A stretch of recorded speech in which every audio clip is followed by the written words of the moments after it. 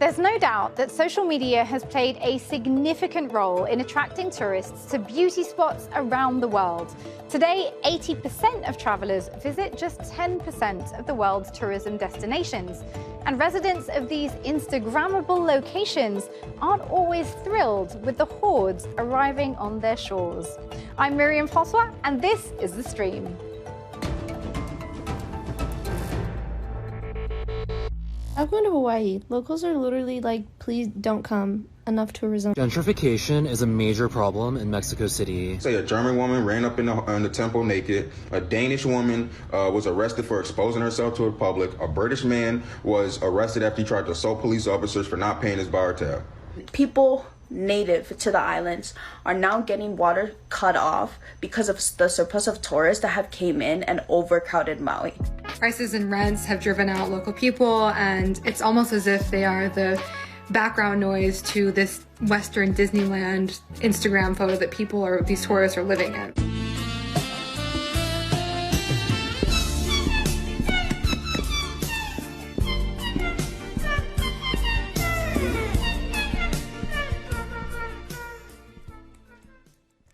By 2030, the UN predicts that the number of tourists worldwide will reach 1.8 billion, leading to greater pressure on hotspots.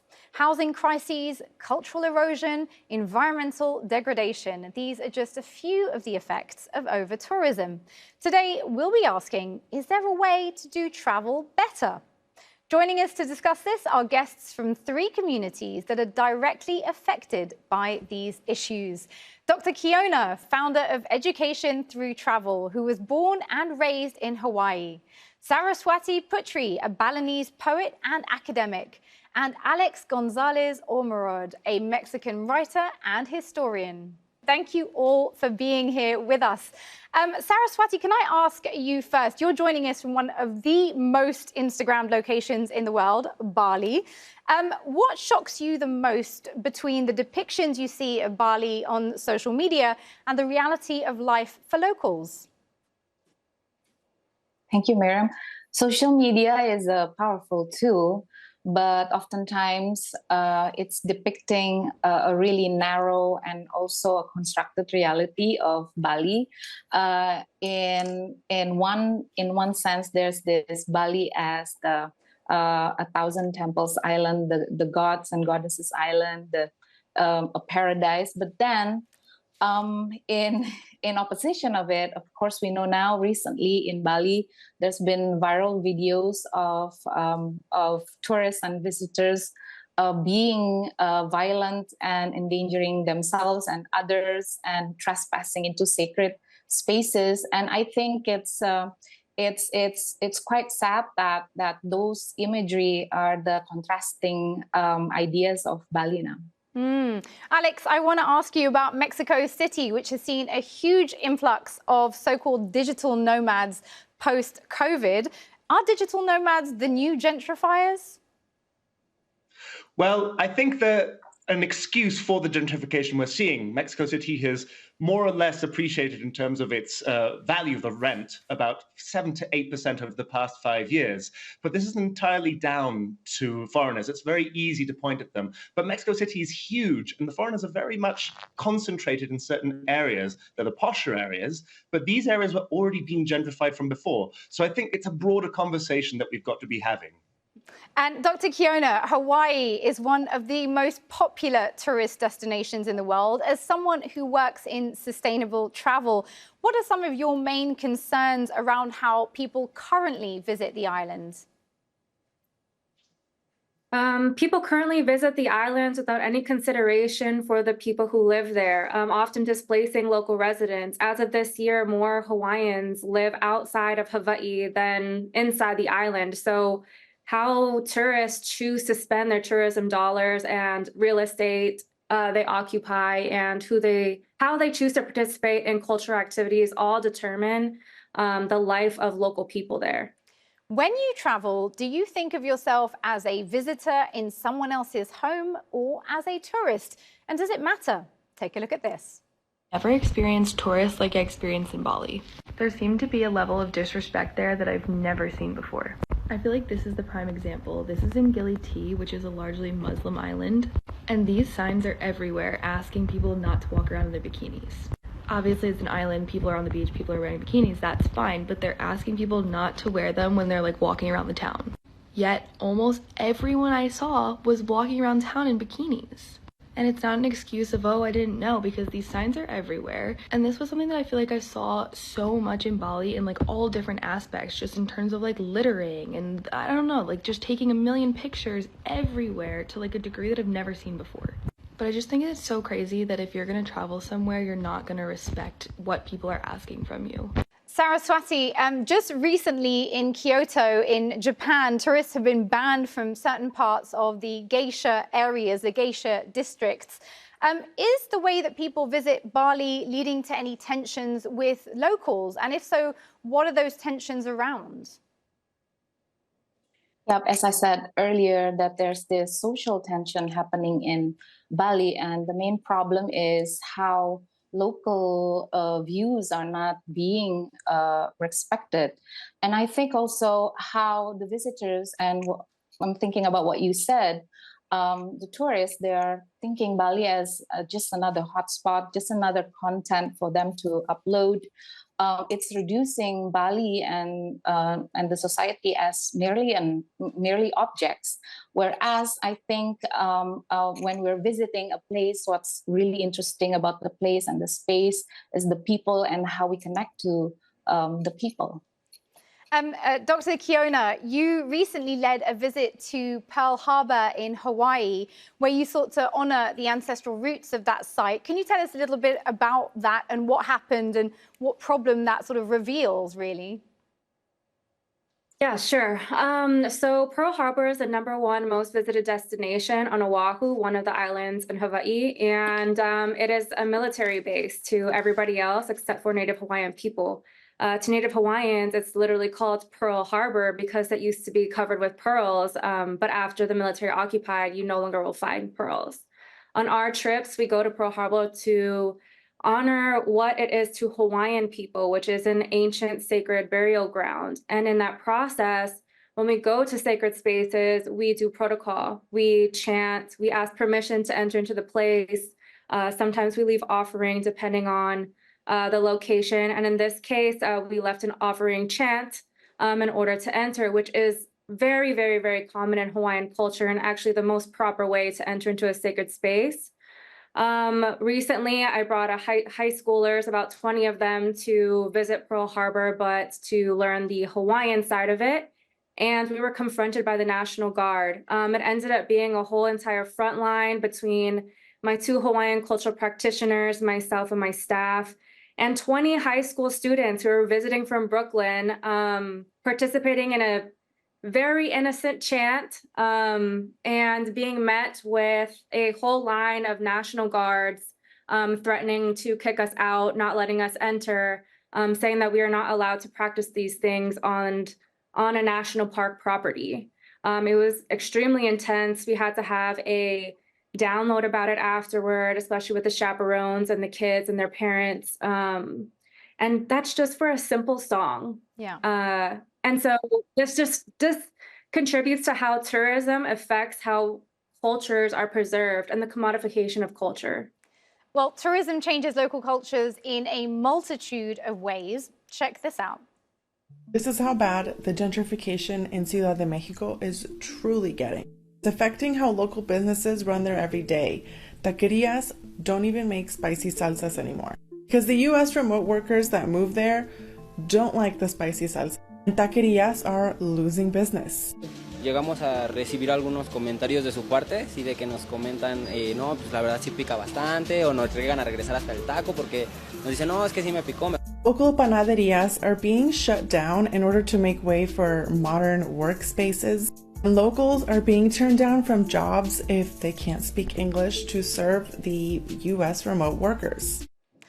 Alex, this might be thought of as a somewhat humorous point, but there is a more serious dimension to it, isn't there?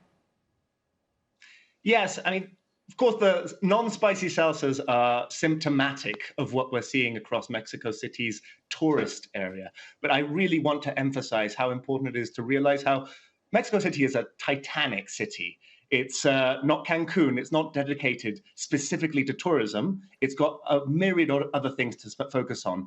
And so even though it's quite easy to blame tourists because they're very publicly stupid sometimes, it's also a very easy way to hide what's really going on. At the Mexico Political Economist, we're often talking about what's sort of going on below the surface. And this has to do more with the infrastructure issues that we got in Mexico, the fact that perhaps no one's really talking about what we locally call the development mafia. This is a local political and economic group that breaks laws and commodifies living spaces far more than the 72,000 odd Airbnbs concentrated in the Roma Condesa, Polanco areas of Mexico City. So I think tourists are often problematic, no doubt, but they're also a very good way to hide structural and pre-existing issues in our cities.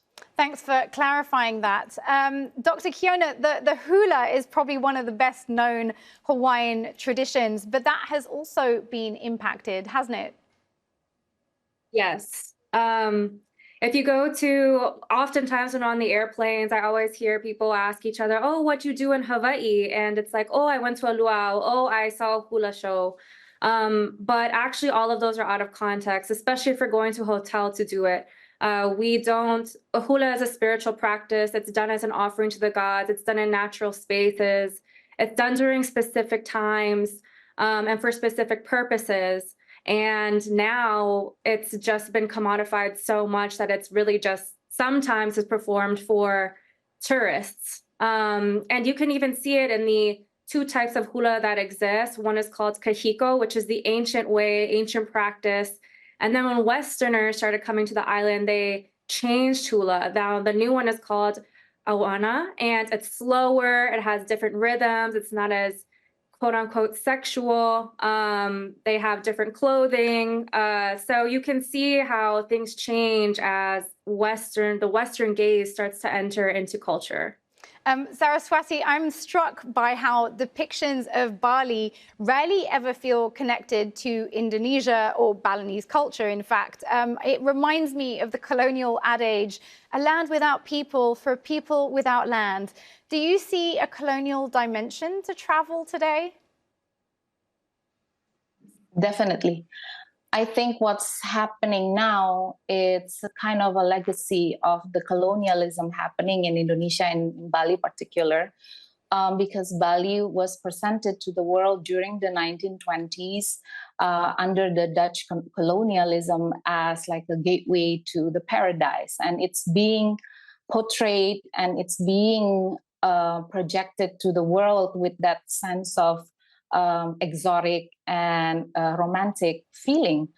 But in reality, what's really happening is people are losing their land. There's plenty of persisting problems like water scarcity because of the ongoing clash with the demands of the expansion of tourism. And I think instead of we can imagine a different idea of tourism, but what happened in Bali, instead of having empowered the local people, the Balinese, what is happening right now is exploitation.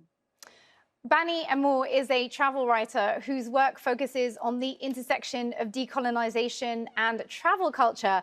And this is what they had to say about the roots of the tourism industry.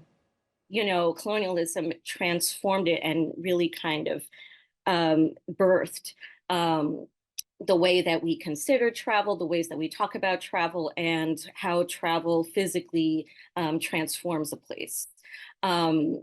And that project, I mean, you had this clash of the powerful and the dispossessed, you know, of these explorers going to these wild lands and seeing what they found.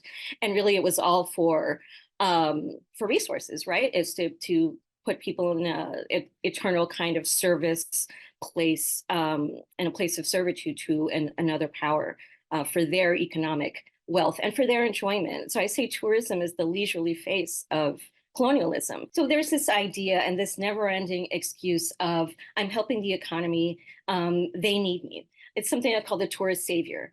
It's like, where would you be if we weren't here, you know, supporting you, you know, backwards background folks. Sorry, but that's what you're saying. You're saying they need us. What was Hawaii? How was it surviving before you came? Like, that's how.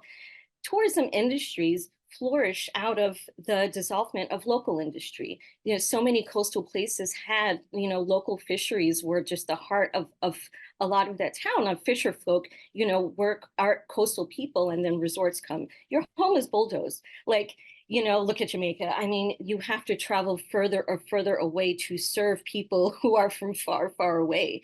And you just cannot survive and live sustainably in the place that you were honestly born into unsustainably.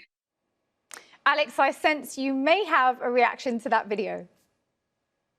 I think it's a very valid point to make, but again, it's obfuscating the dynamics within places like Mexico that have a long history of internal colonialism. Long after the Spanish left, the colonial elite continued to rule this country. And we see it again. It's no coincidence that it's the posher parts of Mexico that got all the tourist influx, all those tourist dollars. And then suddenly, the local elites found themselves being washed out of their own areas. Now, it's sort of ironic because these were the people gentrifying these areas before, and they happened to invoke the very people who could beat them at their own game. So again, I think it's very interesting how we're seeing this sort of domino effect, because all these people who are most vocally complaining about gentrification in Mexico City, at least, tend to have been the gentrifiers themselves. And we have this domino effect where you've got the sort of central touristy areas, the gentrified areas, pushing out previous gentrifiers who then go on to gentrify less gentrified areas.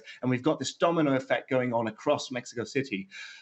How can you solve this, I think, is a massive sort of question, because it's easy to say, well, how are they surviving before the tourist dollars came in? Well, with industry that polluted our airs, extracted the water. So we've got very exploitative industries going on before and after gentrification, before and after tourism. It's not as easy as saying, get rid of all the tourists, because we do actually need that money. We do actually need that diverse economy. It's more about decentralizing it. And I think that's the key, at least in Mexico.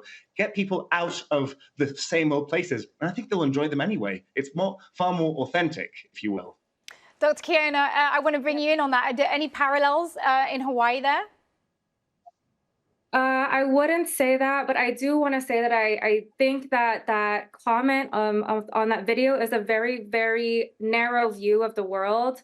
Polynesians are seafarers. I mean, Polynesians have traveled for thousands and thousands of years. They were tourists before there was tourism. I mean, you see that with Japanese ships, you see that with indigenous trading all along the border of Canada, Mexico, the United States. So they were all tourists, and they were all, I guess, quote unquote, exploiting resources, but it was in balance. It was in a balanced way that people would have an exchange.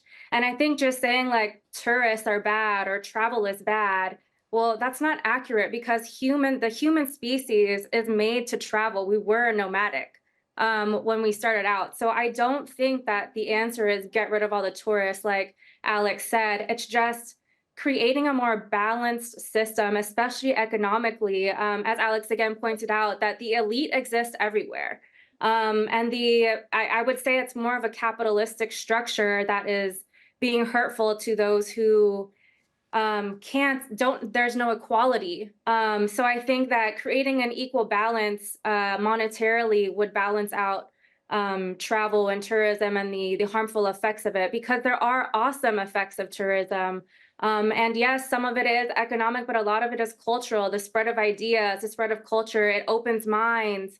It creates like diverse points of view. I think that Bani has like a very short, narrow version of what it means to travel. Got it. Alex, I want to bring you back in a sec, but I want to ask Saraswati about this idea. Can travelers better ensure maybe that their money is just going back into the local economy? Is there ways that maybe they could be more focused on that? Yeah. Tourism in Bali is a big business. Last year, 2023, Bali welcomed more than 10 million people to our tiny island.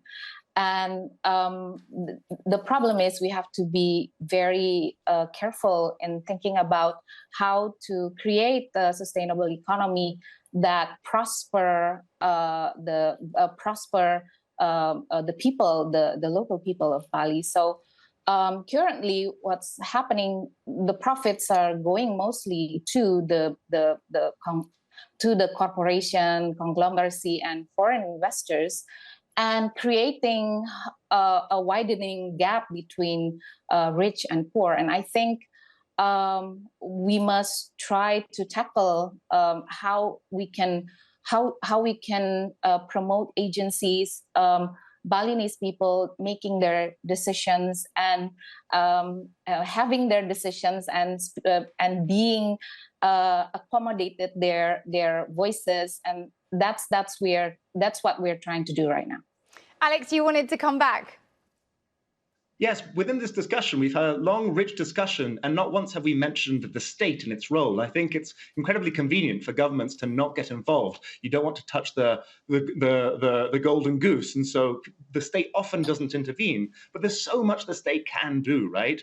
Regulation of these spaces, not half-hearted regulation like we've seen here in Mexico City, where we've simply got a list of Airbnbs with very little to do with what actually happens afterwards.